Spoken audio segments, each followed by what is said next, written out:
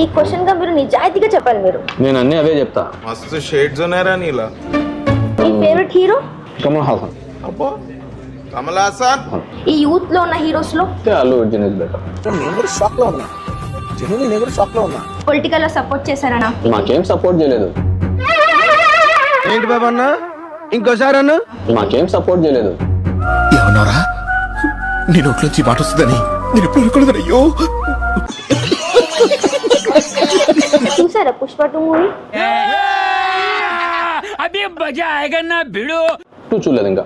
మరి అల్లు అర్జున్ ఫ్యాన్ అంటున్నారు, పుష్ప 2 మూవీ చూడలేదు.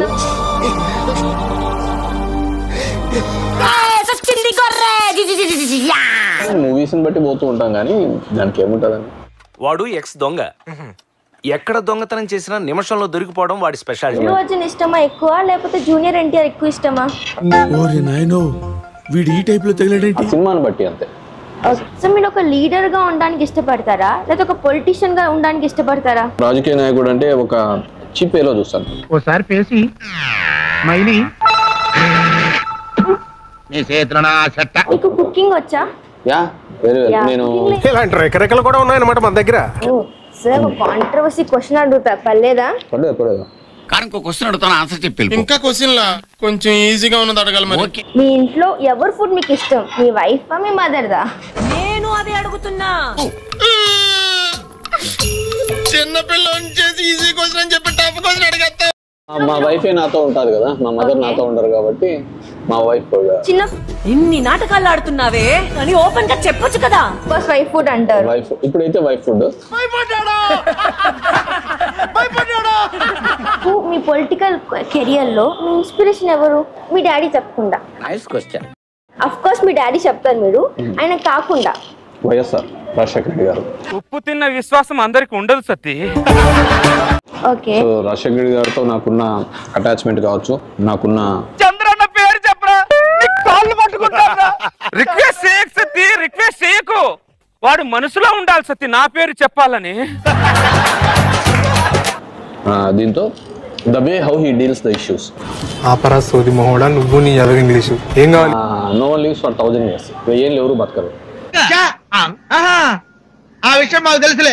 కానీ మనం చేసిన పనులు బతుకుతాయి అన్నమాట. ₹1 ఇచ్చిన కూడా కొన్ని పనులు చేయను. వాటిలో మొదటి పని ఇదే. సార్ క్వశ్చన్ అడుగుతాను, ఈ క్వశ్చన్ గా మీరు నిజాయితీగా చెప్పాలి. మీరు నేను అన్నీ అవే చెప్తా. రాజకీయం అంటే ఒక జనాలకు ప్రభుత్వానికి మధ్య వారధిగా ఉండడము, ప్రజల తరపున పోరాడే దాంట్లో ఇట్స్ ఇదన్నమాట. బాబు గొప్ప సీక్రెట్ చెప్పారా నీకు దానవరా బాబు. కానీ ఇప్పుడు సిస్టమ్ ఆ విధంగా లేదు. ఐ ఫీల్ లీడర్షిప్ అనేది 10 మందికి ముందు ఉండి మనం దారి చూపించే. మీరు చెప్పిన మిషన్ ఏదైతే ఉన్నదో అది నేను చెయ్యను, నేను చెయ్యలేను. ఎప్పుడైనా మీరంటే ఐడెంటిఫై చేయని చోటుకి వెళ్ళి ఫుల్ గా ఎంజాయ్ చేయాలని అనిపించింది అసలు ఎప్పుడైనా? నేను వెళ్తుంటానండి. అటు చూడు బే.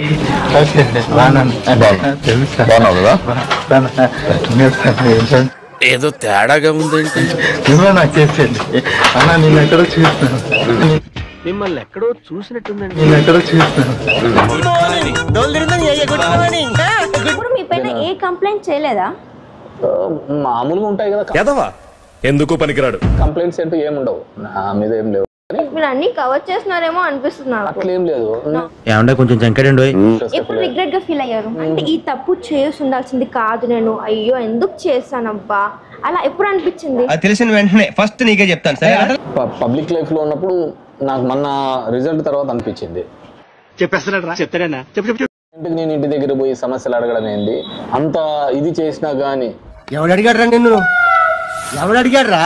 నేను అనుకున్న రిజల్ట్ నాకు రాకపోవడంతో ఐ రియల్లీ ఫెల్ట్ అది తప్పేమో. అలా ఇంటింటికి వెళ్ళి చేయడము, మనిషి అడిగితేనే మనం చేయాలి తప్ప ఇష్టానుసారము మనము చేసుకుంటూ పోకూడదు. వద్దురా అన్నాను, విన్నావా? కూడా వేరే కాన్సెప్ట్ మీద వెళ్తాను.